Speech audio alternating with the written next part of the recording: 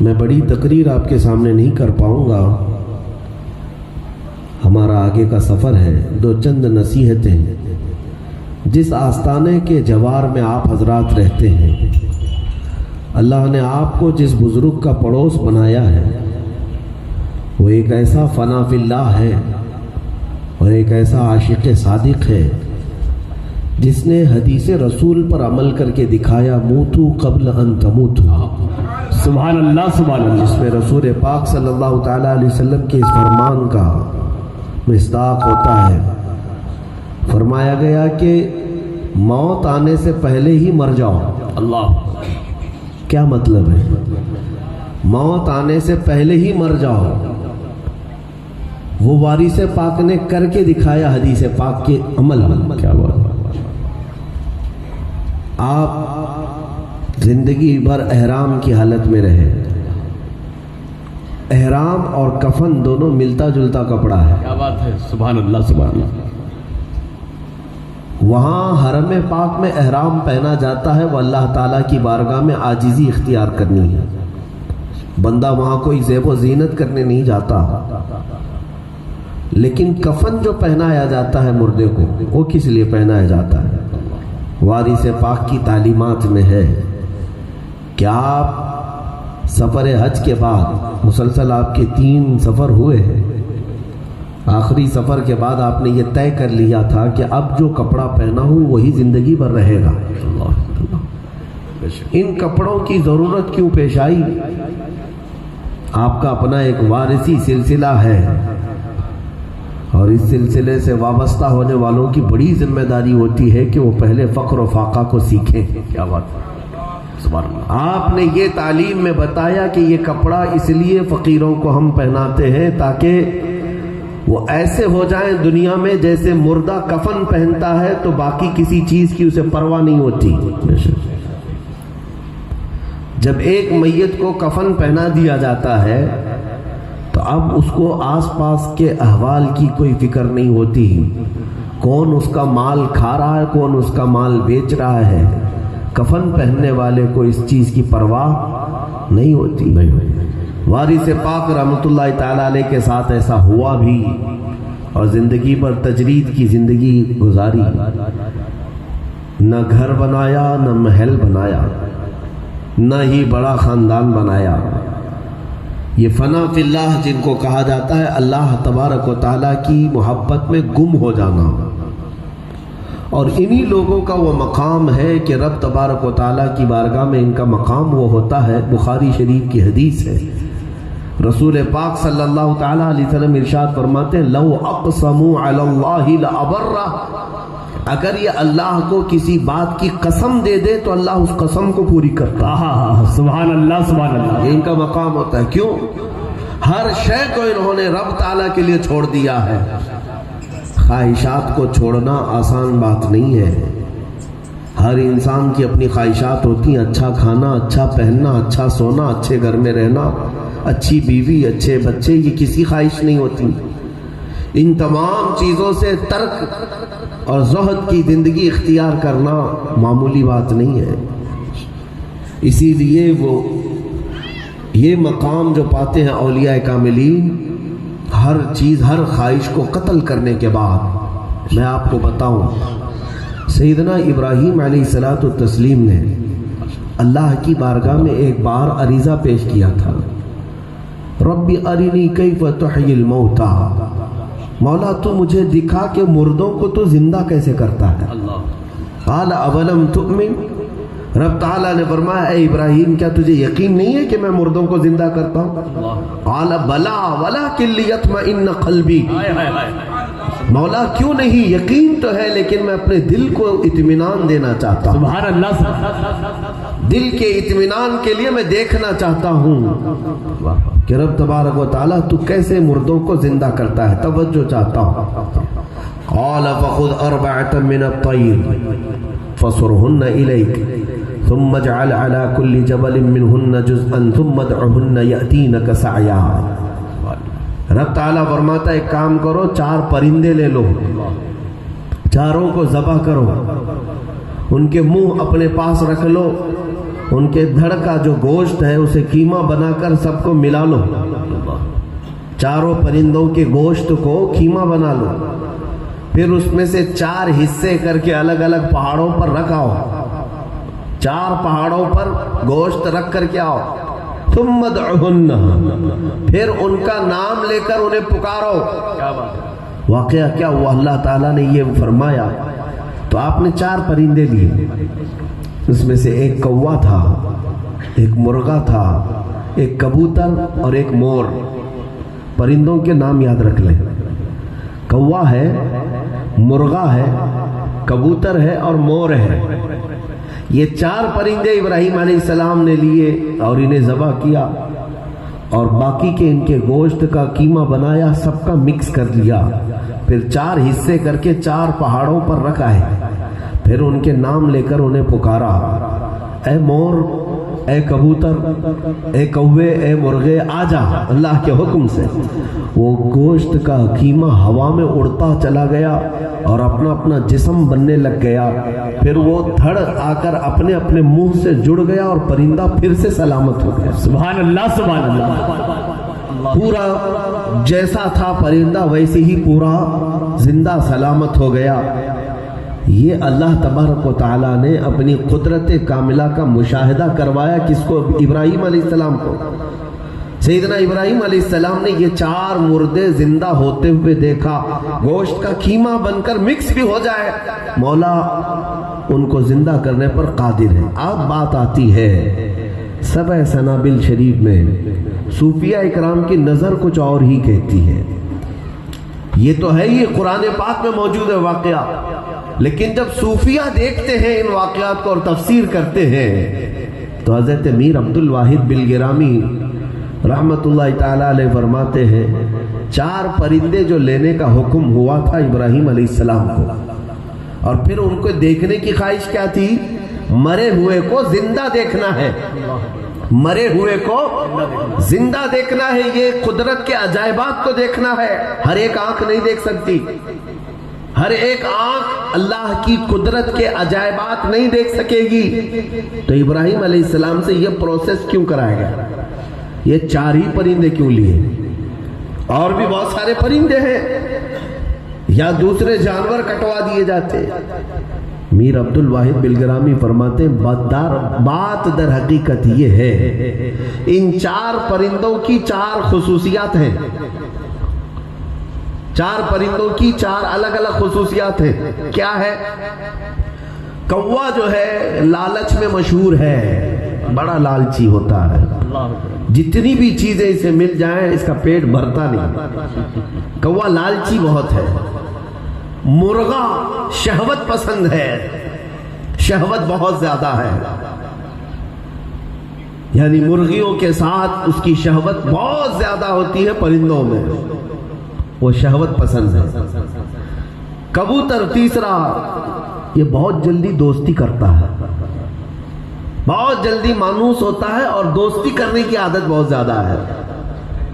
چوتھا مور، اس کو اپنے حسن دکھانے کی عادت بہت زیادہ ہے، مور کو کیا ہے؟ حسن کی نمائش کرنے کی عادت بہت زیادہ ہے۔ ان سب پرندوں کی اپنی اپنی خصوصیات ہیں۔ کوے کی لالچ ہے، مرغے کی شہوت ہے، کبوتر کی دوستی کرنے کی عادت ہے، اور مور کی حسن کی نمائش کی عادت ہے۔ میر عبد الواحد فرماتے ہیں ابراہیم علیہ السلام سے یہ جو 4 پرندے ذبح کرائے گئے، در حقیقت کوا، مور، کبوتر اور یہ مرغا ذبح نہیں ہوا، بلکہ اللہ کا حکم تھا کہ پہلے شہوت کو ذبح کرو، لالچ کو ذبح کرو، ہر ایرے غیرے سے دوستی کرنے کی عادت کو ذبح کرو، حسن کی نمائش کرنے کی عادت کو ذبح کرو۔ جب ان 4 عادتوں کو ذبح کرو گے تو رحمان کی قدرت کے مشاہدے کرو گے۔ نعرہ تکبیر، نعرہ رسالت، فیضان عالم نواز۔ بات سمجھ میں آ رہی ہے؟ اگر اللہ تبارک و تعالیٰ کی قدرت کے مشاہدے کرنا ہو تو ان خواہشات کو پہلے ذبح کرو۔ زندہ باد، زندہ باد۔ ہاں، کوا ذبح کروا کر کے یہ نہیں ہے کہ ایک کوے کو ختم کرایا گیا، بلکہ اس کی لالچ کو ذبح کرو جو تمہارے اندر بھی موجود ہے۔ مرغا ذبح کرنے میں حکمت یہ تھی کہ شہوت تمہارے اندر بھی ہے، اس شہوت کو ذبح کرو۔ زندہ باد زندہ باد، ہر ایک سے تم بہت جلدی دوستی کر جاتے ہو، اس عادت کو ذبح کرو۔ واہ واہ واہ، کس سے دوستی کرنا ہے کس سے نہیں کرنا ہے یہ بھی تمہیں رحمان نے سکھایا ہے۔ قرآن میں تو باضابطہ اللہ نے فرمایا قیامت کے دن کئی ایسے لوگ ہوں گے جو جہنم میں جا رہے ہوں گے، لیکن ان کا جرم کیا ہے؟ یا ویلتا لیتنی لم اتخذ فلانا خلیلا، وہ یہ کہتے ہوئے جا رہے ہوں گے کاش میں فلاں کی دوستی نہیں کیا ہوتا تو آج بچ گیا ہوتا۔ بہت سارے لوگ تو صرف دوستی کی وجہ سے جہنم میں جا رہے ہوں گے، دوست خراب تھا۔ زندہ باد زندہ باد، دوستی کرنے کی عادت کو ذبح کرو۔ پھر حسن کی نمائش کرنا، یہ بھی ریاکاری، یہ شرک اصغر تک پہنچا دیتا ہے بندے کو۔ ریاکاری، دکھاوا، ان عادتوں کو ذبح کرنے کے بعد میرے عزیزو رحمان کی قدرت کے تم مشاہدے کرو گے بے شک۔ اور حاجی وارث علی رحمت اللہ تعالی علیہ نے ہمیں یہ ان آیات کی تفسیر اپنی زندگی میں کر کے دکھایا۔ ان تمام چیزوں کو تو وہ ذبح کر چکے تھے، ان کے ساتھ جب کبھی کوئی معاملہ پیش آیا اس چیز کو ترک ہی کر دیا۔ حج بیت اللہ میں گئے اور احرام پہنا تو کپڑے پہننے کی خواہش کو ہمیشہ کے لیے ختم کر دیا۔ واپس آئے، کربلا معلی میں گئے تھے حسین اعظم کی زیارت کے لیے، اور وہاں پہنچنے کے بعد جب شہید کربلا کے روزے پر جو رقت طاری ہوئی کہ میرا آقا، میرا مولا، میرا جد، میرا باپ، یہ آپ آل رسول ہیں۔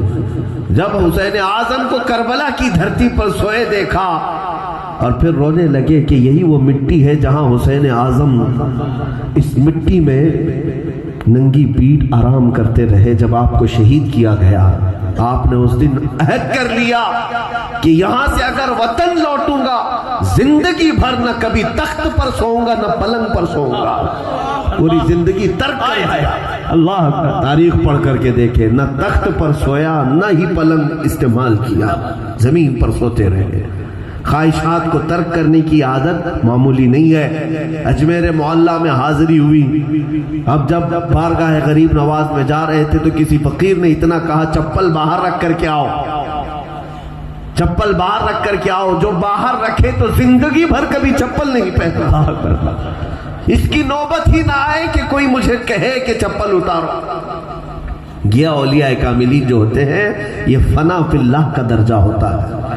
سبحان اللہ، ہر چیز کس کے لیے چھوڑا، کس کے لیے چھوڑا؟ وہ صرف اپنے رحمان کے لیے۔ آج پوری خلق ان کی طرف جھکی جا رہی ہے، آج پوری دنیا امڑتی ہوئی ان کے قدموں میں آ رہی ہے، جنہوں نے زندگی بھر دنیا کو دور کیا۔ اسی لیے میں کہتا ہوں میرے عزیزوں، یہ دنیا پرچھائیوں کی طرح ہے۔ تمہاری پرچھائیاں، دھوپ میں کھڑے رہو، اپنی پرچھائی کو پکڑنے کے لیے جاؤ، جتنا تم پکڑو گے پرچھائیاں آگے بڑھتی چلی جائیں گی۔ کیا بات ہے، تم نہیں پکڑ پاؤ گے، اسے چھوڑ دو اور آگے چلتے جاؤ، پرچھائیاں تمہارے پیچھے چلتی رہتی ہیں۔ بے شک، دنیا کی مثال یہ ہے، اس کو جتنا طلب کرنے کی کوشش کرو گے دنیا تم سے بھاگتی ہے، اور جو انہیں ٹھکرا دیتا ہے اس کے قدموں میں بیٹھی رہتی ہے۔ کیا بات ہے، واہ واہ واہ، ان اولیاء کاملین نے ثابت کر دکھایا ہے۔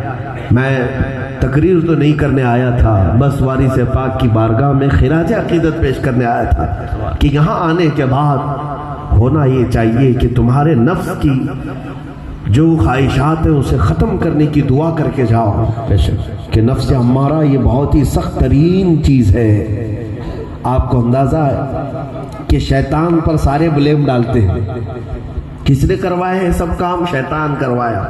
جھوٹ بول رہے ہیں، شیطان کروا دیتا ہے، زنا تک شیطان کروا دے رہا ہے، چوری بھی شیطان کروا رہا ہے، سارے کام تو شیطان کے ذریعے سے ہو رہے ہیں۔ لیکن رمضان میں بھی تو بہت سارے گناہ کرتے ہیں، رمضان میں تو شیطان قید ہو جاتا ہے، تب کون کرا رہا ہے؟ شیطان تو قید رہتا ہے، نمازیں چھوڑ رہے ہو رمضان میں بھی، جھوٹ بول رہے ہو رمضان میں بھی، بہت سارے جو خرافات ہیں وہ کون کروا رہا ہے؟ وہ میں آپ کو بتاتا ہوں۔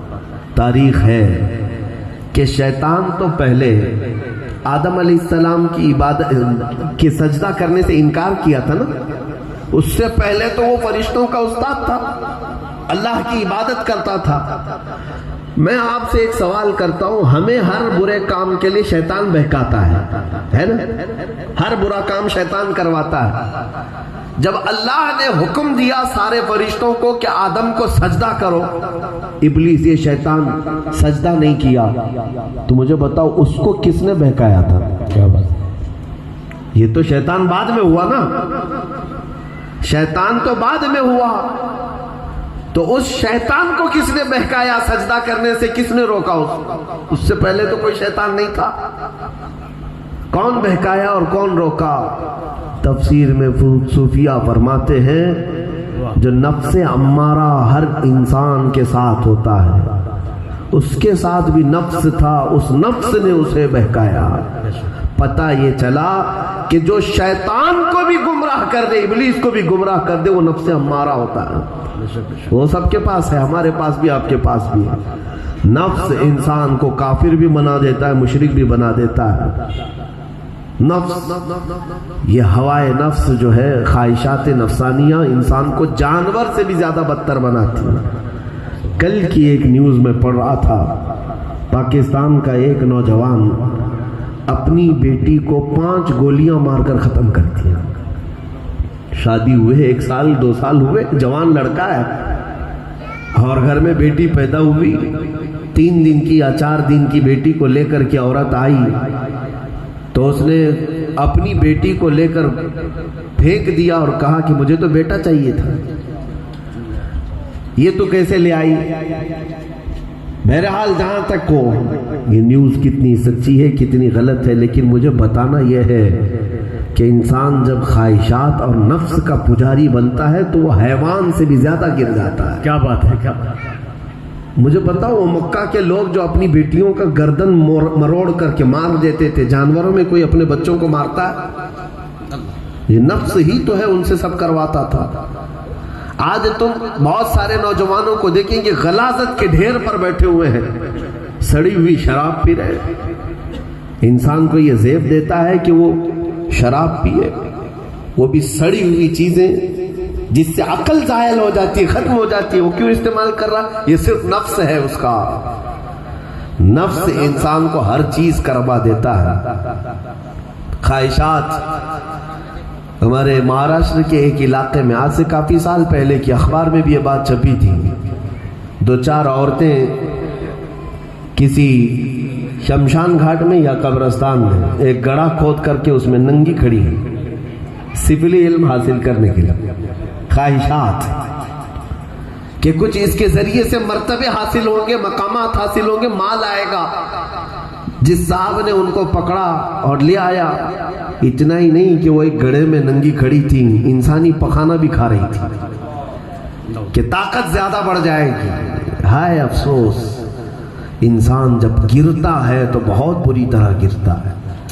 اسی لیے میرے عزیزوں، ان اولیاء کے قدموں میں آؤ، تمہیں پتہ چلے گا یہ پوری دنیا جھوٹی ہے۔ جس کو اعلیٰ حضرت نے فرمایا تھا، شہد دکھائے زہر پلائے، واہ واہ واہ واہ، شہد دکھائے زہر پلائے، قاتل ڈائن شوہر کش، اس مردار پہ کیا للچانا، دنیا دیکھی بالی۔ اللہ سونا جنگل رات اندھیری چھائی بدلی کالی ہے، سونے والوں جاگتے رہیو چوروں کی رکھوالی ہے، آنکھ سے کاجل صاف چرا لے یا وہ چور بلا کے ہیں، تیری گٹھری تاکی ہے اور تو نے نیند نکالی ہے۔ یہ نصیحت ہی تو کیا تھا بریلی کے امام نے۔ اے نوجوانوں، اے امت کے غیور مسلمانوں، میں آپ سے یہی کہنا چاہوں گا، ان اولیاء کے آستانوں پر آنا صرف اس لیے نہیں کہ چادر گاگر چڑھاؤ اور مٹھائی کھا کر چلے جاؤ۔ ان کی تعلیمات سے اگر تم نے فائدہ حاصل نہیں کیا تو پھر آستانے کا فیض بھی نہیں اٹھا پائے گا۔ آستانے کا فیض یہ ہے کہ ان کے قدموں میں بیٹھنے کے بعد تمہیں بھی یہ دنیا کی لذتیں پھیکی لگنے لگ جائیں، تمہیں خواہشات سب پھیکی لگنے لگ جائیں۔ ہوتا بھی یہی تھا کہ وارث پاک جس پر نظر ڈالتے تھے وہ اللہ والا ہوتا تھا۔ سبحان اللہ سبحان اللہ۔ لیکن اس کے لیے شرط کیا ہے؟ سنو، میں یہاں پر بیٹھا ہوں یا یہاں کوئی ذمہ دار عالم دین بیٹھا ہے یا مینیجر صاحب بیٹھے ہوئے، یہ دودھ تقسیم کر رہے ہیں، ہر ایک کو دودھ تقسیم کر رہے ہیں، سب سے کہا پیالے لے آؤ پیالے، تم سب پیالے لے کر قطار میں کھڑے تھے، اچھا خاصا خالص دودھ یہ تقسیم کر رہے ہیں، اس میں سے 2-4 لوگ ایسا پیالہ لے آئے جس میں گوبر لگا ہوا تھا، کیچڑ لگا ہوا تھا، تو کیا یہ اس پیالے میں دودھ ڈالیں گے؟ اس سے کہیں گے جاؤ پیالہ دھل کر کے تو لاؤ، دودھ ڈالوں گا تو یہ میلا ہو جائے گا، تیرے بھی استعمال کے قابل نہیں رہے گا، پیالہ صاف کر کے لاؤ، دودھ ویسے ہی ڈال دیا جائے گا۔ ان آستانوں میں آنے والوں کے لیے یہ پیغام ہے، آتے تو لاکھوں کی تعداد میں ہیں، دل کا پیالہ صاف کر کے جو آئے گا وہ فیض ضرور اٹھا کر جائے۔ نعرے تکبیر، نعرے رسالت، دیار عالم نواز۔ میرے عزیزو، جو اپنے دل کا پیالہ صاف کر کے ان آستانوں پر آئے گا وہ ڈھیر سارا فیض اٹھا کر جائے گا۔ اور اگر تمہیں یہاں آنے کے بعد توبہ کرنے کی توفیق نہیں مل رہی، خواہشات سے دور بھاگنے کی فکر نہیں ہو رہی ہے، تو اس کا مطلب یہ ہے کہ ابھی حاضری پوری ہوئی نہیں، حاضری پوری کامل نہیں ہوئی تمہاری حاضری کامل ہونے کی علامتوں میں سے یہ ہے کہ جانے کے بعد گناہوں سے نفرت ہونے لگ جائے، اللہ کی طرف بڑھنے کی فکر ہو جائے، تب سمجھ لو کہ حاضری کامل ہو رہی ہے، اور ان کے دربار میں میری نسبتیں اور مزید گہری ہوتی جا رہی ہیں۔ میں ان کے مقام پاک کو ایک بات میں بتا کر چلا جاتا ہوں، یہ کیا نہیں دے سکتے؟ میں نے ابھی حدیث کہا، بخاری شریف کی حدیث ہے، اگر یہ اللہ کو کسی بات کی قسم دے دے اللہ وہ پوری کرتا ہے، یہ ان کا مقام ہوتا ہے۔ ایک بار موسیٰ علیہ السلام کے زمانے میں ایک خاتون آئی، بچے نہیں تھے اس کے، اولاد مانگنے آئی، وہ اللہ کے نبی ہیں۔ موسیٰ علیہ السلام نے دیکھا لوح محفوظ پر اس کی تقدیر میں کیا لکھا ہے، دیکھا اس کی تقدیر میں ایک بھی بچہ لکھا ہوا نہیں۔ آپ نے کہا کہ جا خاتون صبر کر لے، تیری تقدیر میں تیری قسمت میں اولاد نہیں ہے۔ اب جب یہ بات اس نے سنی تو اپنے بانجھ پن پر اس کو رونا آیا، زاروں قطار روتے ہوئے اپنے گھر جا رہی تھی، بہت غم کے عالم میں جا رہی تھی۔ بیچ راستے میں ایک درخت پڑتا تھا پیپل کا، اس درخت کے نیچے ایک درویش بیٹھتا تھا، پھٹے پرانے کپڑے، الجھے بھال، گدڑیاں پہنے بیٹھا رہتا۔ اس درویش نے اس خاتون کو روتے ہوئے دیکھا تو پوچھا کیا بات ہے خاتون؟ اس عورت نے کہا بلکتے ہوئے کہ میں بچے مانگنے گئی تھی، لیکن اللہ کے نبی نے یہ فرما دیا کہ میری قسمت میں ایک بھی بچہ نہیں ہے۔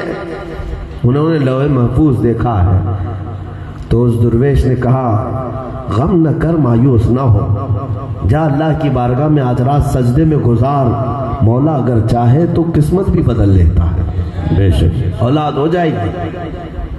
اس درویش نے اتنی بات دی، سہارا دیا، وہ خاتون سجدے میں راحت گزار دیتی ہے۔ چند دن گزرنے کے بعد اچانک اس کے گھر میں حمل کے آثار، سال نہیں گزرا تھا کہ اس خاتون کی گود میں ایک خوبصورت بیٹا پیدا ہوا، اولاد ہو گئی۔ جس کی قسمت میں اولاد ہی نہیں تھی بیٹا ہو گیا۔ چند سال نہیں گزرے تھے دوسرا بیٹا ہوا، تیسرا ہوا، چوتھا ہوا، سال گزرتے گئے، اس کی اولاد کا سلسلہ جاری رہا، 7 بیٹے ہو گئے اور سب اچھے خوبصورت بچے۔ کئی سالوں کے بعد موسیٰ علیہ السلام کا گزر اس کے گھر کے پاس سے ہو رہا تھا۔ آپ نے اس خاتون کو دیکھا، پہچان لیا، یہ وہی عورت ہے جو میرے پاس کئی سالوں پہلے بچے مانگنے آئی تھی۔ آپ نے دیکھتے ہی پوچھا کس کے بچے لے کر تو نے پال لیے؟ اس خاتون نے کہا اے اللہ کے نبی یہ میرے اپنے بچے ہیں۔ کہا تیرے تو بچے تھے ہی نہیں، تقدیر میں بھی نہیں تھے، کہاں سے آئے؟ کہا بس ایک درویش نے کہا ہو جائیں گے، ہو گئے، اللہ ہو جائیں گے، ہو گئے۔ موسیٰ علیہ السلام فوراً کوہ طور پر آئے، رب تعالیٰ کی بارگاہ میں عرض کیا مولا میں اس کشمکش میں ہوں کہ وہ عورت جھوٹ بول رہی ہے یا میرے دیکھنے میں خطا ہو گئی تھی، جو میں نے تقدیر میں اس کے دیکھا تھا وہ غلط تھا، مجھ سے خطا ہوئی تھی یا عورت جھوٹ بول رہی ہے؟ رب تعالیٰ کی طرف سے جواب آیا موسیٰ وہ عورت بھی سچ بول رہی ہے اور تم نے جو دیکھا وہ بھی صحیح ہے۔ کیا بات ہے؟ کہا پھر بچے کیسے آئے؟ تو اللہ تعالیٰ کی طرف سے حکم ہوا کہ جاؤ ہم تمہیں جواب دیتے ہیں، آج کے دن ایک بڑا برتن لے لینا اور تیز چاقو لے لینا، اپنی امت سے کہنا اللہ نے تمہارے جسم کا ایک گوشت کا ٹکڑا مانگا ہے، اپنے امتیوں کے جسم کا ایک ایک ٹکڑا لے آؤ۔ موسیٰ علیہ السلام آئے اور پکارنے لگے، رب تعالیٰ کی طرف سے حکم ہے کہ تم اپنے جسم کا ایک ٹکڑا دے دو۔ ظاہر سی بات ہے بنی اسرائیل ویسی نافرمان قوم، وہ بھاگتے رہے، ادھر سے ادھر بھاگتے رہے، کوئی دروازے بند کرتے رہے، کون جسم کا ٹکڑا کاٹ کر دے گا۔ شام ہوتی گئی، موسیٰ علیہ السلام گزرتے ہوئے اس درویش کے پاس آئے اور اس نے آواز سنتے ہی پوچھا، اے اللہ کے نبی کیا رب نے حکم دیا ہے؟ کہا ہاں رب نے حکم دیا ہے۔ برتن ہاتھ میں لے لیا اور چاقو بھی لے لیا، اور اس کے بعد اسی درویش نے، اسی فقیر نے اپنے ہاتھ سے، اپنے پیر سے، اپنی پنڈلیوں سے، اپنے پیٹ سے، اپنے چہرے سے گوشت کاٹنا شروع کیا۔ اللہ، ٹکڑے ٹکڑے ٹکڑے کاٹ کاٹ کر برتن میں رکھنے لگا۔ پورا جسم چھلنی چھلنی ہے، خون سے لت پت ہے۔ نبی اللہ موسیٰ علیہ السلام نے کہا، اے نادان، میں نے تو ایک ٹکڑے کے بارے میں کہا ہے، اللہ کو ایک ٹکڑا چاہیے۔ تو اس فقیر نے کہا، اے اللہ کے نبی آپ نے یہ تو نہیں بتایا کہاں کا چاہیے، اس لیے ہم نے ہر ٹکڑا دے دیا، رب کو کوئی تو پسند آ جائے۔ اللہ تعالیٰ کی بارگاہ میں وہ یہ برتن اور چاقو لے کر کھڑے تھے، تب رب تعالیٰ کی طرف سے ارشاد ہوا، اے موسیٰ جو میری محبت میں اپنے جسم کے ٹکڑے ٹکڑے کر سکتا ہو، اس کی ایک بات پر میں کسی بانجھ کو ساتھ بیٹے کیوں نہیں دیتا؟ نعرہ تکبیر! تقدیر کیوں نہیں بدل سکتا؟ یہ وہ مقام ہے جو اپنے آپ کو اللہ کی یاد میں فنا کر چکے ہو، پھر جب وہ رب کی بارگاہ میں کسی بات کی طلب کرتے ہیں تو مولا لوح محفوظ میں لکھی ہوئی تقدیر معلق ہو یا شبہ مبرم ہو سے بدل دیا کرتا ہے۔ عزیزان گرامی، ان اولیاء کے آستانوں کے جوار میں اللہ نے آپ کو رکھا ہے۔ یہ کیا خوش قسمتی ہے دیوا شریف والوں کی کہ اگر آپ حاجی باری سے پاک کے پاس جائیں اور پھر مرادیں نہ پائیں تو اپنی قسمت پر روئیں، اللہ اپنی حاضری کے بارے میں سوچیں۔ یقیناً یا اولیاء کاملین اگر دست اٹھائیں اللہ کی بارگاہ میں، مولا انہیں محروم نہیں فرماتا، کیونکہ زندگی بھر اپنی خواہشات کو ترک کرنے والا، ہر چیز کو ختم کر دینے والا، یاد الہی میں، عشق الہی میں فنا کر دینے والا، اس کا مقام جانتے ہو۔ اللہ کے نبی صلی اللہ تعالیٰ علیہ وسلم نے بھی فرمایا ہے بخاری شریف کی حدیث میں کہ اگر وہ اللہ کو کسی بات کی قسم دے دے، اللہ ان کی قسم کو پوری کرتا ہے۔ بہرحال میں آج اتنی ہی بارگاہ میں خراج عقیدت پیش کرنے کے لیے آیا تھا، اور ایک میسج یہ دے کر کے جاؤں گا۔ دیوا شریف کے رہنے والوں، ہمارا ایک قافلہ نکلا ہوا ہے، میرے ساتھ تقریباً 50 کے قریب لوگ ہیں۔ ہم اجمیر معلیٰ سے دلی، سرہند، پانی پت، کلیر شریف اور بریلی سے ہوتے ہوئے یہاں تک پہنچے ہیں۔ میرا مشن ایک ہے، میرا مقصد یہ کہ میں ہر ایک امتی کے متعلق اتنا درد دینا چاہتا ہوں کہ اے نوجوانوں، آج یہ احساس کرو کہ تم کسی اور کے لیے یہاں جینے نہیں آئے، تم رسول اللہ کی امانت بن کر کے آئے۔ اللہ نے جو کچھ بھی تمہیں دیا ہے وہ رسول کے صدقے میں دیا ہے۔ اس نے پوری کائنات کو جو بنایا ہے وہ اپنے حبیب کے لیے بنایا۔ کروڑوں میں مولا نے چن کر کے تمہیں اپنے محبوب کی امت بنایا ہے، غلام بنایا ہے، لہٰذا اس غلامی پر فخر بھی کرو اور اس غلامی کا حق بھی ادا کرو۔ کہیں ایسا نہ ہو کہ یہ غلامی تم سے چھن جائے اور اللہ کے نبی تم سے ناراض ہو جائے۔ جیتے جی اپنے آپ کو اتنی غلامی سے ثابت کر دکھاؤ کہ یا رسول اللہ جو کچھ بھی ہمارے پاس ہے وہ سب آپ ہی کا ہے، دہن میں زبان تمہارے لیے، بدن میں ہے جان تمہارے لیے، ہم آئے یہاں تمہارے لیے، اٹھے بھی وہاں تمہارے لیے۔ زندگی یہ نہیں ہے کسی کے لیے، زندگی ہے نبی کی، نبی کے لیے۔ نہ سمجھ مرتے ہیں زندگی کے لیے، جینا مرنا ہے سب کچھ نبی کے لیے۔ سبحان اللہ، سبحان اللہ۔ اس بات پر عمل کر لے جائیں۔ آج ضرورت اسی بات کی ہے کہ حضور کے پیچھے چلے۔ مسلمان کا یہی ایمان بھی ہے، وہ اپنے نبی سے اتنی محبت کرے، اتنی ٹوٹ کر محبت کرے کہ وہ دنیا میں ہر چھینی ہوئی چیز پر صبر تو کر لے جائے، لیکن نام مصطفیٰ کی توہین پر کوئی سمجھوتا نہ کرے. کیا بات ہے, زندہ باد. حضور پاک صلی اللہ علیہ وسلم کی محبت میں کوئی کمپرومائز نہ کرے.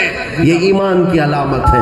یہ آئیں کائیں کرنا, حالات کی شکایت کرنا, میرے عزیزوں حیرت ہوتی ہے. وہ 313 تھے, ایک بات حضور فرما دیتے تو ننگے پاؤں میدان میں چل پڑتے. اللہ سبحان اللہ. 25 کروڑ 100 کروڑ کی تعداد ہو کر بھی اس نبی پاک کو دنیا گالیاں دیتی, ہم بغلیں جھانکتے ہیں. ہم اپنی پراپرٹی دیکھ رہے ہوتے ہیں, ہم اپنے منصب اور مقامات دیکھ رہے ہوتے ہیں. نہیں میرے عزیزو, اگر تم نے یہ سوچا کہ میں اپنی جائیداد بچا کر رکھ لوں, نبی پر گالیاں دینے والے مر جائیں گے, میں انتظار کروں گا, ایسا نہیں ہوگا. بلکہ وہ وقت آئے گا جو رسول کے صدقے میں جو تمہیں دیا گیا وہ سب چھن جائے گا, سب ختم ہو جائے گا. تمہارا مقام, تمہارے مرتبے, کوئی چیز باقی نہیں رہے گی.